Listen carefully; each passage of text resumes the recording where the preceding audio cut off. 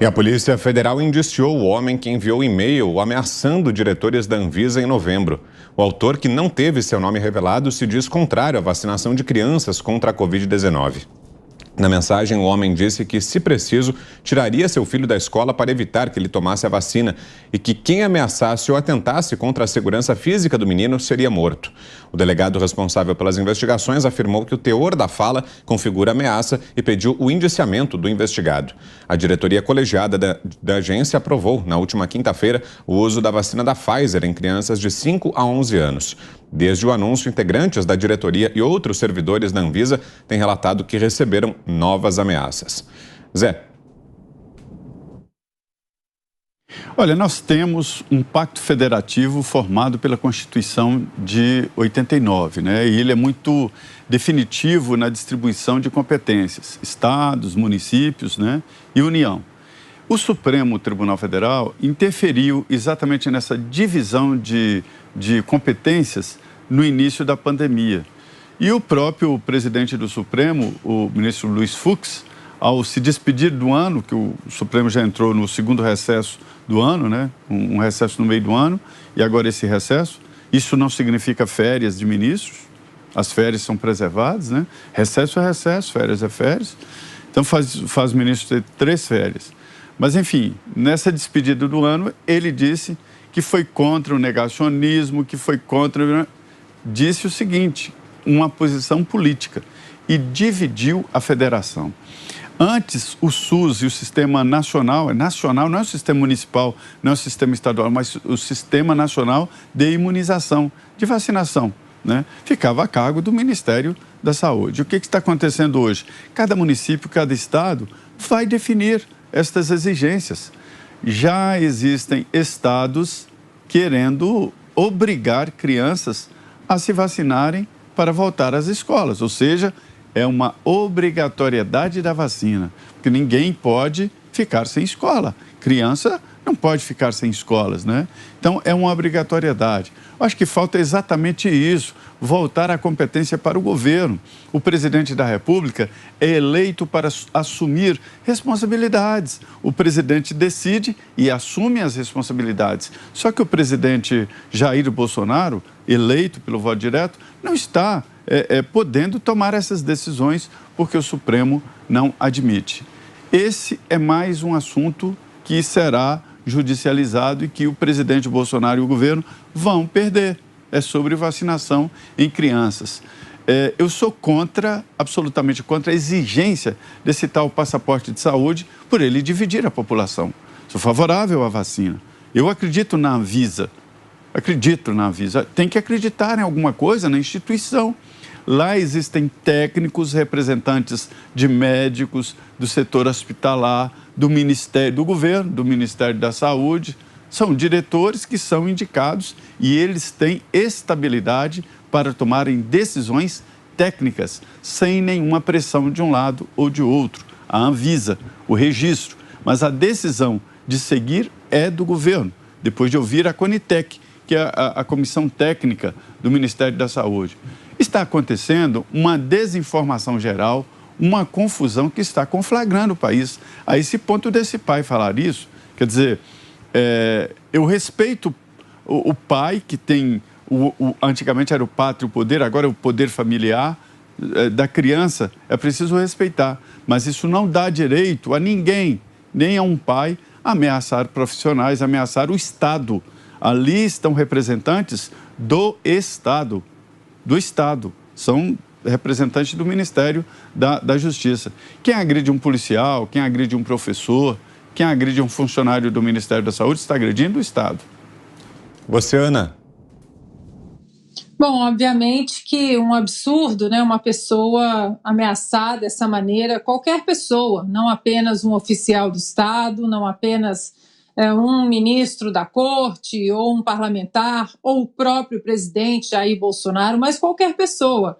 E esse tipo de comportamento tem que seguir aí o processo, o caminho do Estado democrático de direito, o processo legal, e isso tem que ser, obviamente, observado todas as instâncias aí cabíveis e todo o processo que é correto para esse tipo de ameaça isso tem que ser apurado, com certeza absoluta.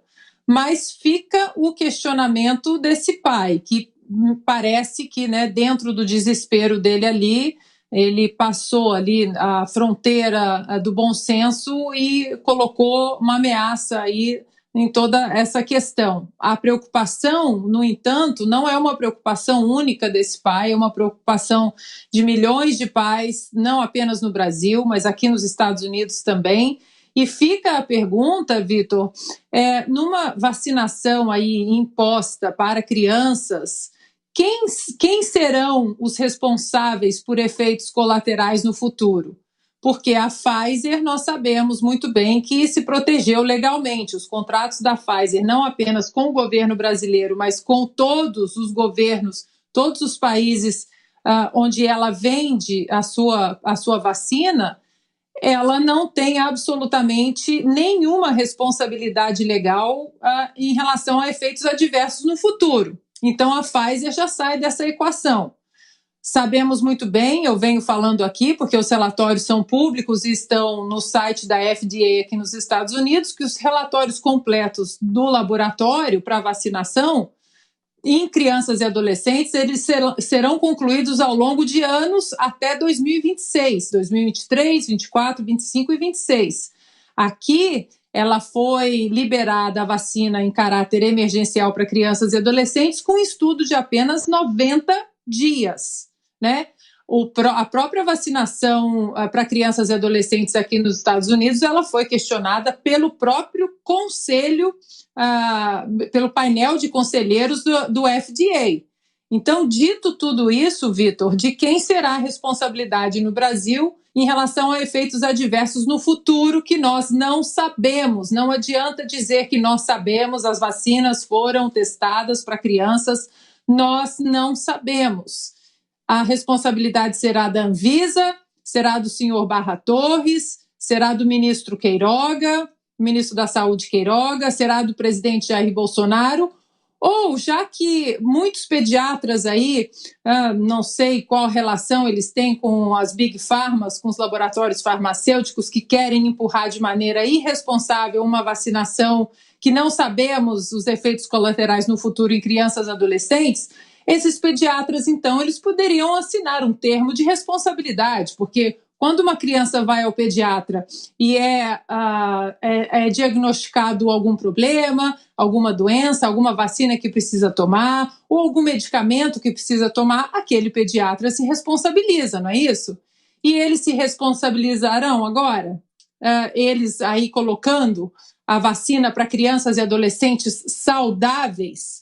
Fica aí a pergunta, de quem será a responsabilidade dos efeitos colaterais nessas crianças no futuro?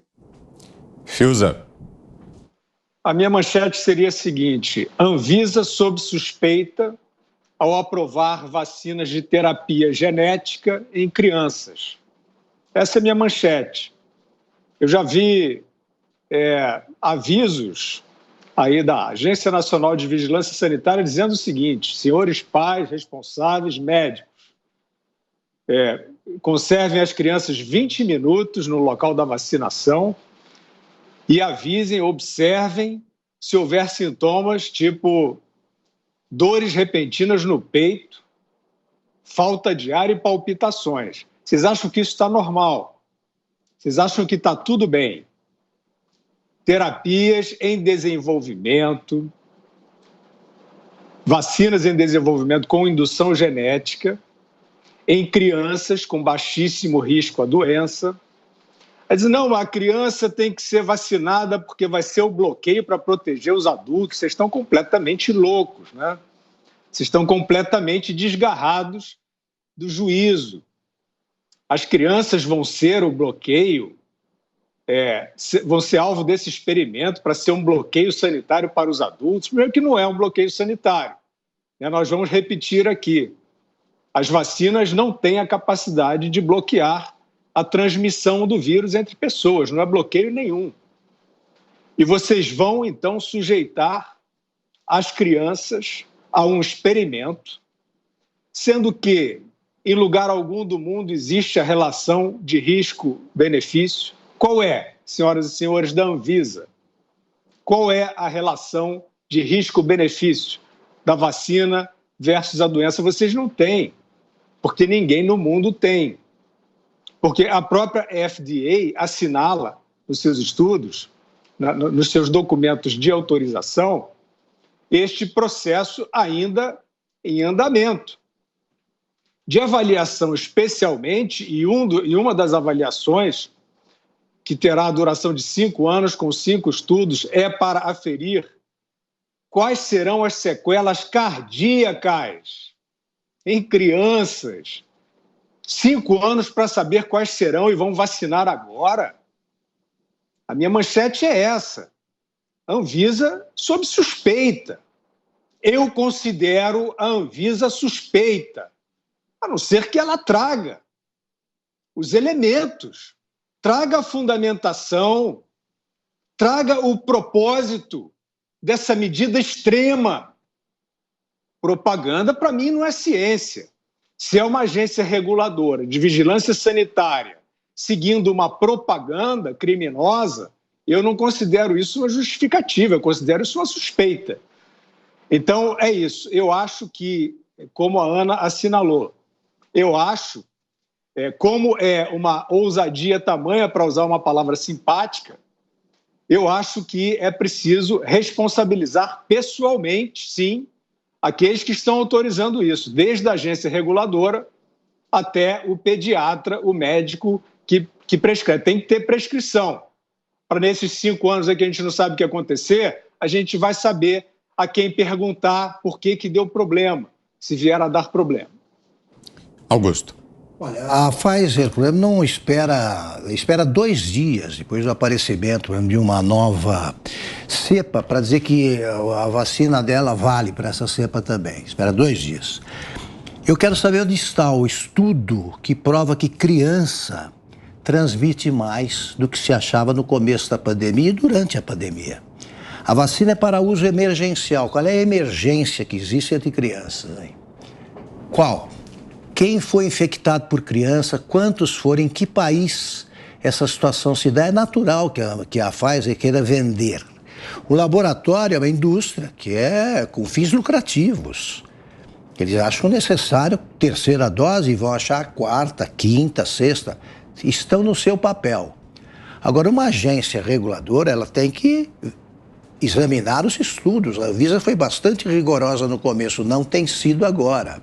Por que essa pressa para vacinar crianças? A criança é sempre a vítima. Você, para as aulas, em vez de pensar na volta às aulas, em vários lugares isso ainda não aconteceu, eles querem agora é vacinar. Vacinar, é isso aí, isso que o Guilherme falou é perfeito. Eles transmitem, a vacina impede a transmissão? Não, está provado. Então qual é o problema? E que situação emergencial nós estamos vivendo se a curva que mede a letalidade está em queda livre? A transmissão mostra que o índice de transmissibilidade mostra que essa nova cepa não fez diferença nenhuma, ou não chegou aqui, chegou a poucas pessoas. Então, calma. Calma, essa pressa, eu vejo muitas mães preocupadas, pais preocupados com isso aí. É muita precipitação. Tá? Eu olho com desconfiança. Esse pessoal aí que vamos vacinar. Calma.